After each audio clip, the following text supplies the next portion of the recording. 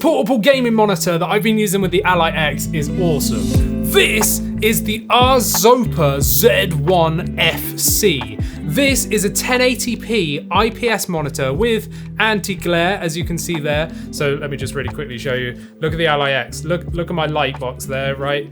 And then look at this, massively diffused. So it's got an anti-glare screen, and it is 144 hertz, which is insane, right? It's got ultra wide viewing angles for the different angles that you view it on. It is HDR as well, which is crazy. I've already said it's 1080p. It's ultra lightweight, and it really, really is. It's USB-C and HDMI and ultra portable. Yes, lovely. And this thing is freaking huge. Like this is big, you know, it is 16.1 inches, which is big, you know. Normally you're looking at like 15-inch laptops. 16.1. So it's a massive screen compared to the Ally's 7-inch screen just there, right? And yeah, it is ultra thin. And you're probably thinking, well, Andy, the Ally is a handheld. Why do you want this? Well, it's actually really handy to have something like this, especially if you want to use the Ally X as like a portable workstation.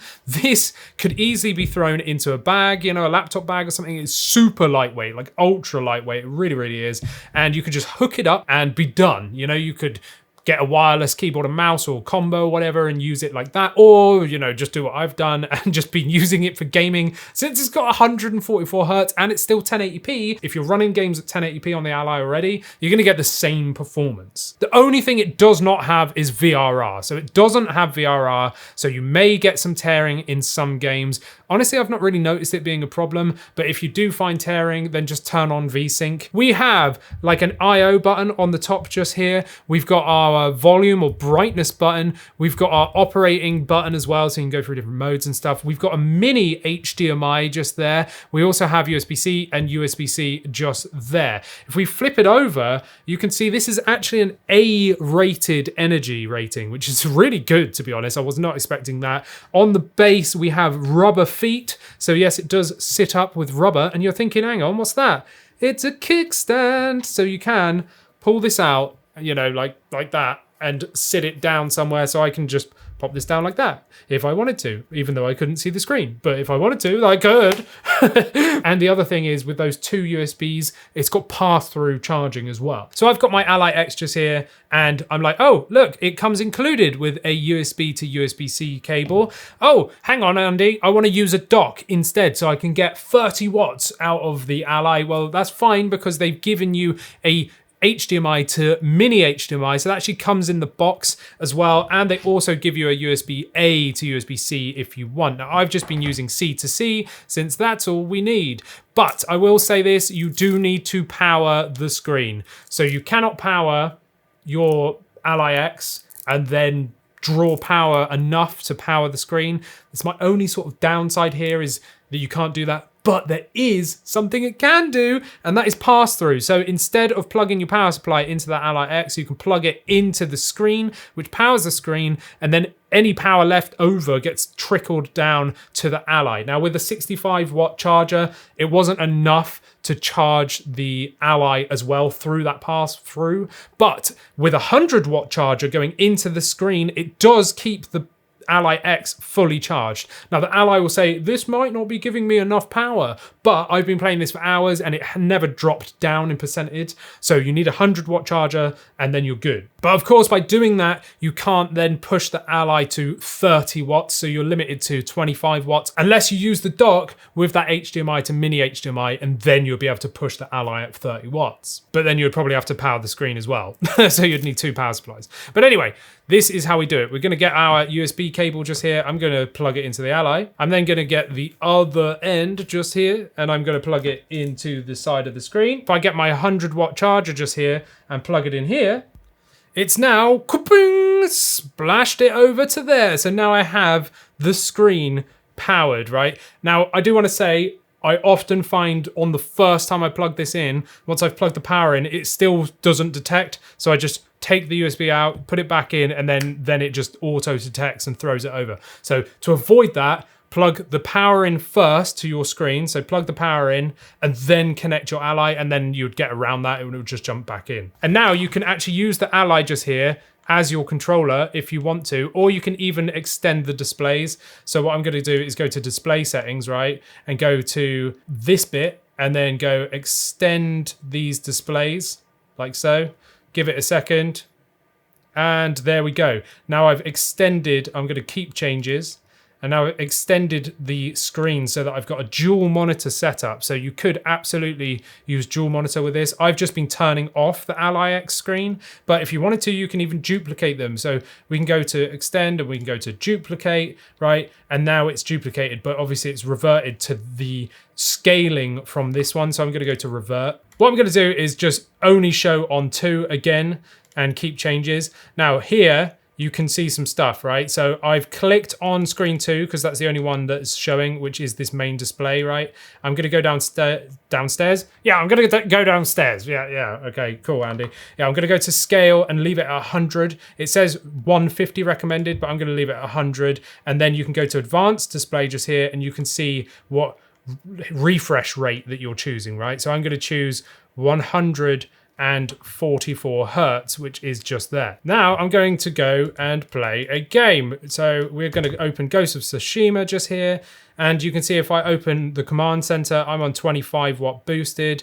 And it's got a little symbol up here, which is basically saying, not sure if it's getting enough power, but it is. I assure you, with 100 watt, that's enough to power the screen and keep the Ally X from depleting in battery. So I've been using this for quite a while now and I've not had a problem whatsoever with it. And you can see here, you've got independent volume control, right? So I've put the Ally at 100% and now you can change the volume on the screen and you can pop that up to 100 or you can drop it down. The speakers are not the best, but I mean, honestly, you're doing this for the screen. If you're playing with like headphones or whatever, then it's fine. But the speakers are adequate. You know, they are adequate speakers for what this is. So there we have it. Now we're connected and we're playing Ghost of Tsushima just here, and it looks freaking awesome. I'm not seeing any screen tearing whatsoever, which is really nice as well. And I'm pretty sure I've got VSync turned off, which I do. So VSync is off as well, and running the game at 66 FPS. So yeah, you might be able to hear the speakers and they are adequate, I would say. You know, they're acceptable if you just wanted to jump in, but I would probably just end up, you know, using some headphones instead. And obviously you don't need to do what I'm doing here where you're actually like next to it and using the Ally as a controller, but this is like the minimal setup, right? You could easily just leave your Ally on the side or on a stand or something, use a wireless controller and just Bluetooth it to your Ally just there and then use an actual controller if you wanted to. But you know, you don't need to do that because the Ally still acts as a controller just here, so you can absolutely do that, which is not a problem. Now, this just looks amazing to me. You know, I'm running it at 1080p. Yeah, I'm using FSR 3 and frame gen as well right now to achieve that 66 FPS. And I'm very high textures and everything else on and on high as well. And it just looks amazing. Like, this screen is very, very cool. Obviously, frame gen causes some visual artifacting, so that's the frame gen there if you're seeing any of that, not the screen, right? But like I said, because you can probably hear this, you can just turn the volume down as well. So you can just click it down, press and hold, and it will drop the volume down for you as well. And you can just turn that off. I would recommend using headphones because that would be the best way. But obviously, if you're in a pinch and you can't be bothered, you can absolutely just use that. Now, if I press the little button on the side just here, then it opens up the window. So you can change the brightness, the contrast, and all that good stuff. You can go down to color temperature and change all that. You've got language and everything else that you want to do. You can go to MISC and change HDR on or off. So we can actually go in here and go HDR on, and you can change it to auto or off. I'm not too sure if I've got it on in the game, probably not. So that's changed it over just there. And if I go into the game, I'll be able to tell actually in a second. So if I go back and then go down to signal source, you can change that stuff as well if you want. But yeah, let's go back. Let's just check to see if this is actually in HDR mode or not. HDR is off. So now I've gone into the Windows settings, right? Because it was off. And I'm going to go and click on for HDR mode. Let's go back to the game and see. There we go. HDR off, on. And I'm going to go, yep. and now HDR's on, and now it looks better, because you saw a minute ago when I flicked HDR on, it was looking like super contrasty and a bit weird. That's because Windows hadn't actually enabled HDR on this screen, so I had to go onto the desktop and just enable that, and then the game kind of updated and went, yep, okay, HDR is on. And yeah, I'm just in love with this screen. It looks so cool, and you get more of a like laptop experience, which, you know, for me, mostly I'm just using the handheld, the Ally X, just by itself. But using this has been really cool if I've been gaming in the evening and maybe my hands are tired or something. I can just prop this up on a table and I can sit down with a wireless controller and just play as if I'm playing a laptop, which is a really cool thing. And again, obviously, if you're traveling or something, this is where I see the benefits here. If you're traveling and you want to play like a 2-player game, right? Connect 2 controllers up to your Ally X. You could do a split screen like a racing game or something and have 2 people use it, just kind of like a Switch. And this is going to let you do that. It's a really nice screen and it's not very expensive either. This comes in at $180 at full price, but it's always on sale. And right now, I think it's at $110, and they've got another $15 off discount thing you can apply at checkout as well. So,